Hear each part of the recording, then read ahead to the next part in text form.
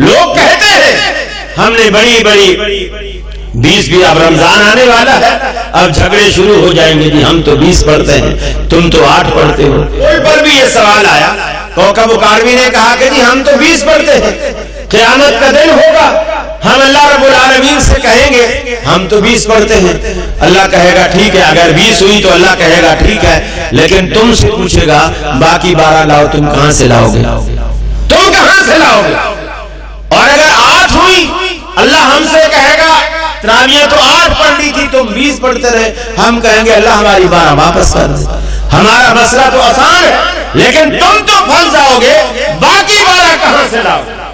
میں نے کہا یہ فکر تمہاری فاتحہ میں کیوں نہیں آتی؟ اگر قیامت والے دن اللہ نے پوچھ لیا فاتحہ تو میں نے فرض کی تھی، اہل حدیث تو پڑھتے ہیں، تم نہیں پڑھتے ہو، اس وقت تم کہاں سے لاؤ گے؟ اس وقت فاتحہ کہاں سے لاؤ گے؟ اور اگر نہیں پڑھنی تھی تو تمہارا جواب ہم دے دیں گے، ہماری فاتحہ واپس کر دیں۔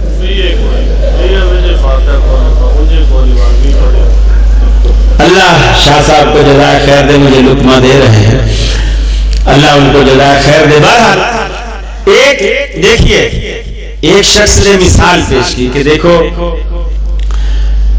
آپ کے سامنے اگر 2 بٹوے رکھ دیے جائیں، ایک لال ایک ہرا، اور آپ کو بتا دیا جائے کہ اس بٹوے میں 20,000 روپے ہیں، لال والے میں اور ہرے والے میں 8,000 روپے ہیں، اور آپ کو اختیار دے دیا جائے کہ دونوں میں سے ایک بٹوا آپ کا ہوا، آپ جس کو چاہے اٹھا لیں، تو مجھے کہنے لگے ایمانداری سے بتائیے آپ کون سا بٹوا اٹھائیں گے؟ میں نے کہا میں 20,000 والا اٹھاؤں گا۔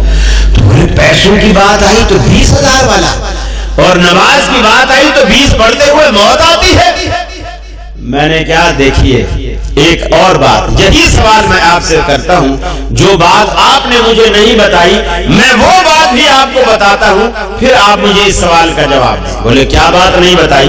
میں نے کہا میں وہی دونوں بٹوے آپ کے سامنے رکھ دیتا ہوں، لال بھی ہرا بھی، 20,000 والا بھی 8,000 والا بھی، اور آپ کو بتا بھی دیتا ہوں کہ اس میں 20,000 ہے، اس میں 8,000 ہے، اور آپ کو اختیار بھی دے دیتا ہوں جس طرح آپ نے مجھے دیا ہے۔ لیکن ایک بات جو آپ نے مجھے نہیں بتائی وہ بات میں آپ کو بتاتا ہوں، وہ یہ کہ اگر میں یہ بتا دوں کہ 20,000 والے نوٹ نقلی ہیں اور 8,000 والے اصلی ہیں تو آپ کون سو رہے ہیں؟ پھر تو ہم 8 والا اٹھائیں گے۔ تو اصل جو فرق ہے وہ ہمارا کثرت اور قلت کا جھگڑا نہیں ہے، اصلی اور نقلی کا فرق، اصلی اور نقلی کا فرق ہے۔ اہل حدیثوں کے پاس ہر بات الحمدللہ ایک نمبر ہے، جس کی بیس قرآن و سنت پر ہے، اور تمہارے پاس جو کچھ ہے 2 نمبر ہے، وہ یا تو خوابوں پر مبنی ہے یا بزرگوں کی قصے اور کہانیوں پر مبنی ہے۔ میں آخری خواب سنا کر بس کروں گا انشاءاللہ۔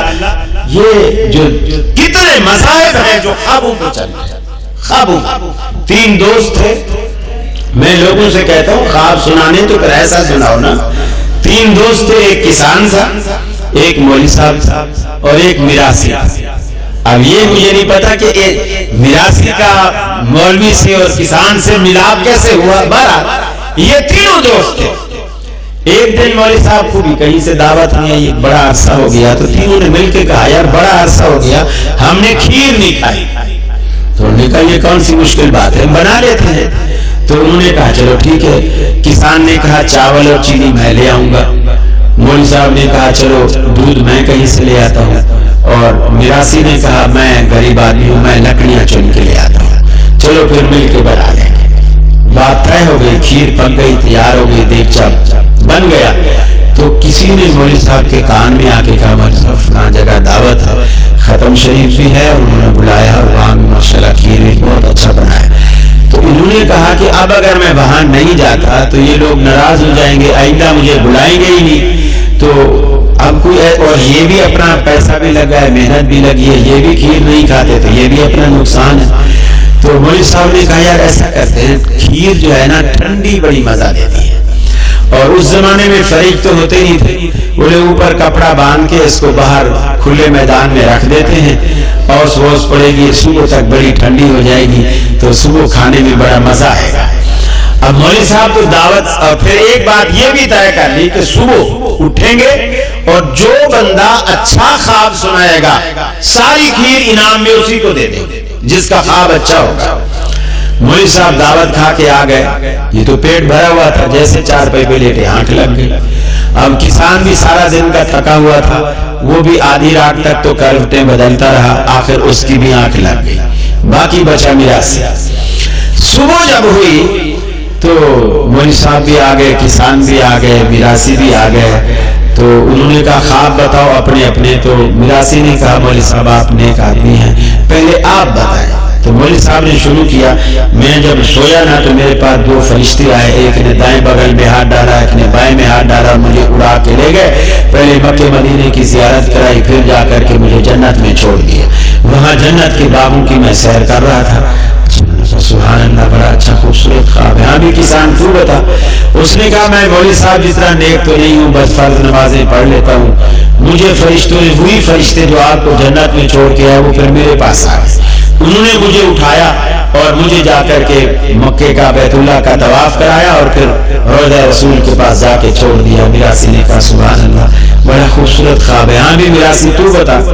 तो वो ख्वाब बताने से पहले रोने लगे, बड़ा जोर जोर से रोया और रोने वाली शक्ल, चेहरा रोने वाला। बोले मैं क्या करूं, मेरे गुनाहों की शामत, आप तो नेक आदमी थे, तो आपको कहाँ ले गया, कोई कहाँ ले गया। मेरे पास दो फरिश्ते ऐसे हैं, काली शक्लें, ये बड़े बड़े दांत, छुरे उनके हाथ में, और मुझे आके उठाया, कहने लगे ये खीर खा वरना तेरा पेट फाड़ देंगे, ये खीर खा वरना तेरा पेट फाड़ देंगे। मैंने कहा भाई ये हम तीन भाइयों का मिल के मुश्तरका ये बनी हुई खीर है। उन्होंने कहा नहीं खा इसको वरना हम तेरा पेट फाड़ेंगे। तो मौलवी साहब ने कहा फिर, बोले मैंने बस तौबा कर, हम बस खाता रहा, फिर देखता था वो छुरा लेके खड़े, फिर खाता था। तो बोले कम वक्त मारा, तूने हमें क्यों नहीं जगाया उस वक्त? बोले मैंने बड़ी कोशिश की, तेरी भी चारपाई खाली थी, उसकी भी, एक जन्नत में था, एक मक्के मदीने में था, यहाँ तो कोई था ही नहीं, एक मैं ही गुनाहगार बचा था। तो मेरे भाई अगर ख्वाबों पे रहोगे तो फिर खीर के देगचे से महरूम ही हो जाओगे। व आखिर दावाना अल्हम्दुलिल्लाहि रब्बिल आलमीन।